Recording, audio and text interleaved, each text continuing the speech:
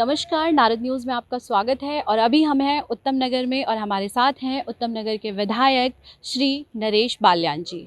चलिए इनसे जानते हैं जिस तरह का हमला कल सीएम आवास पर हुआ वो किसने करवाया और किसने इस तरह की छोटी हरकत की है। नमस्कार सर। सर आपसे जानना चाहेंगे जिस तरह से सीएम हाउस पर हमला हुआ है और वहाँ पर जाकर के उपद्रव मचाया गया है वो कौन हो सकता है, किसने किया होगा? देखिए, जो भारतीय जनता पार्टी ने कल दिल्ली के मुख्यमंत्री के घर पर हमला किया है, ये हमला कोई ऐसे नहीं है कि कोई आप प्रदर्शन कर रहे हैं और प्रदर्शन के अंदर लोग पहुंच गए।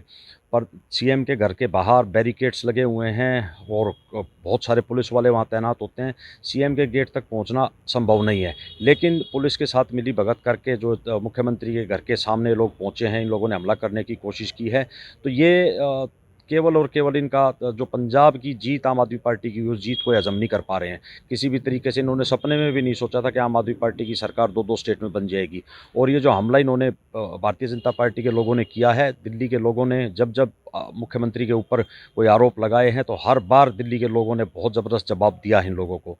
तो भारतीय जनता पार्टी की मानसिकता दर्शाती है कि किस तरीके से एक चुने हुए मुख्यमंत्री के घर पर पुलिस की मिलीभगत से उनके घर तक पहुंचने में सफल रहे हैं। ये बहुत दुर्भाग्यपूर्ण घटना है और मेरा दिल्ली के एलजी से निवेदन है कि इन जो भी दोषी हैं इनके खिलाफ सख्त कार्रवाई की जाए और इन लोगों को अरेस्ट किया जाए।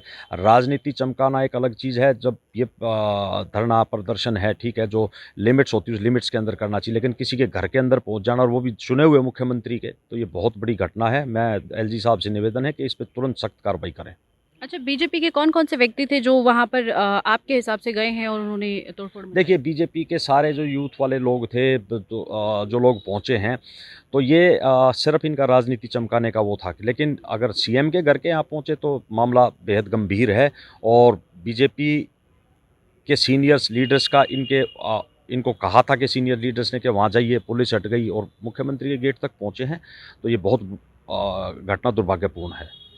ये सुनने में तो बहुत ही अजीब लग रहा है कि पूरी जनता जिनको चुन करके एक अपना बनाती है, सीएम बनाती है, मुख्यमंत्री बनाती है और उनके घर पर इस तरह की चीज़ें होती हैं, पुलिस एक्शन नहीं लेती है, उसमें दिल्ली सरकार अब क्या आगे कदम उठाएगी इस चीज़ के लिए? देखिए, मैंने आपको कहा ना कि मुख्यमंत्री के ऊपर हमला और जो भी कोई भी मान लीजिए किसी चीज़ का विरोध है, विरोध भी किस चीज़ का कर रहे हैं?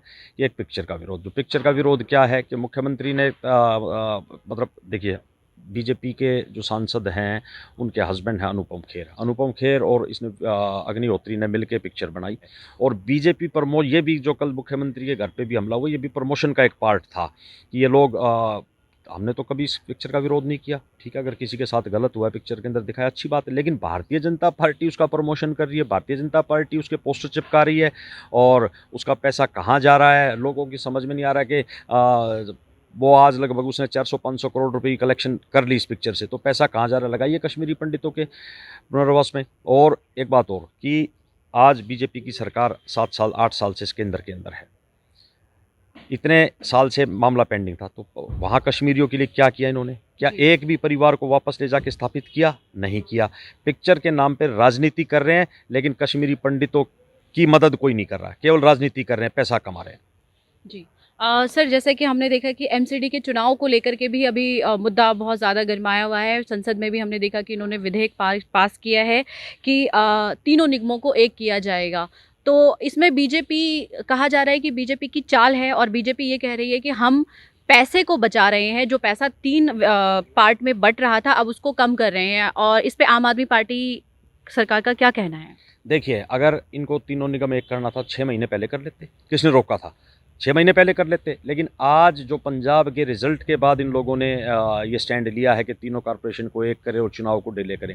आप एक बात समझिए कि बीजेपी के लोगों का ये मानना था कि आम आदमी पार्टी केवल कांग्रेस को हटा के आई है। दिल्ली के अंदर भी हम लोगों ने कांग्रेस को हटाया, पंजाब में भी कांग्रेस की सरकार थी तो कांग्रेस को हटाया। अब बीजेपी को ये पता था कि निगम के चुनाव के अंदर बीजेपी की 15 साल से सरकार है और इस बार उनकी हार तय है। उस हार को देखते हुए इन्होंने मतलब एक देश के अंदर ये मैसेज ना जाए कि कांग्रेस को देखिए, ऑप्शन जो है कि पहले लोगों को ये कह रहे थे कि कांग्रेस का ऑप्शन आम आदमी पार्टी है। लेकिन निगम चुनाव के बाद ये रिजल्ट आना था कि जब आम आदमी पार्टी की निगम के अंदर सरकार बनती तो ये मैसेज जाना था कि कांग्रेस का नहीं, बीजेपी का ऑप्शन भी आम आदमी पार्टी है। और उसी को देखते हुए इन्होंने चुनाव पोस्टपोन्ड किया है। कितना भी इसको पोस्टपोन्ड कर ले, 2 महीने में, 6 महीने में, साल भर बाद जिस दिन भी चुनाव कराएंगे 100% आम आदमी पार्टी की सरकार बनाएगी। अब ये क्या इनका सोचने का क्या है? ये कह रहे हैं बीजेपी के अंदर जो बात चल रही है कि भाई इसको निगम को हम काउंसलर की सीट्स घटा दें। काउंसलर की सीट घटाने के बाद जो इनके बड़े चेहरे हैं, जैसे मान लीजिए कोई जितने भी एमएलए जो इनके चुनाव लड़े थे, उन एमएलए को ये काउंसलर का चुनाव लड़वाएंगे।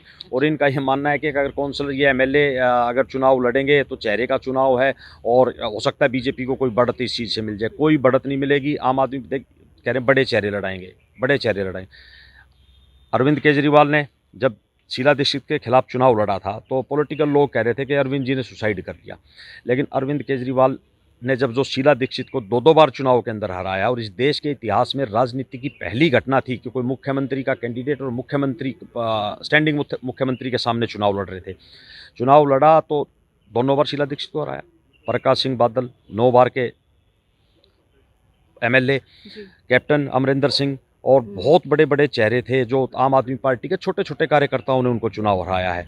तो ये बीजेपी ने कही ये सोचना कि यहाँ बड़े चेहरे लड़ा देंगे और तो निगम का कोई रिजल्ट पलट जाएगा, कुछ नहीं होना है। 100% आम आदमी पार्टी की सरकार बन रही है। 6 महीने डिले कर दो, साल भर डिले कर दो, कोई फ़र्क नहीं पड़ने वाला। और बीजेपी के पास कोई ऑप्शन नहीं था कि भाई चुनाव करवाने के बाद कोई ऑप्शन नहीं बचता। इसीलिए यही था कि इसको डिले करते। डिले करने से शायद हो सकता है बीजेपी को कोई फ़ायदा मिले, लेकिन कोई फ़ायदा नहीं मिलेगा। आम आदमी पार्टी जितना ये डिले करेंगे उतनी सीटें आम आदमी पार्टी की बढ़ती जाएंगी। जी, थैंक यू सर। आपने हमें एमसीडी और सीएम केजरीवाल जी के घर पर जो हमला हुआ उसके बारे में बहुत सारी जानकारी दी, उसके लिए आपका बहुत बहुत शुक्रिया।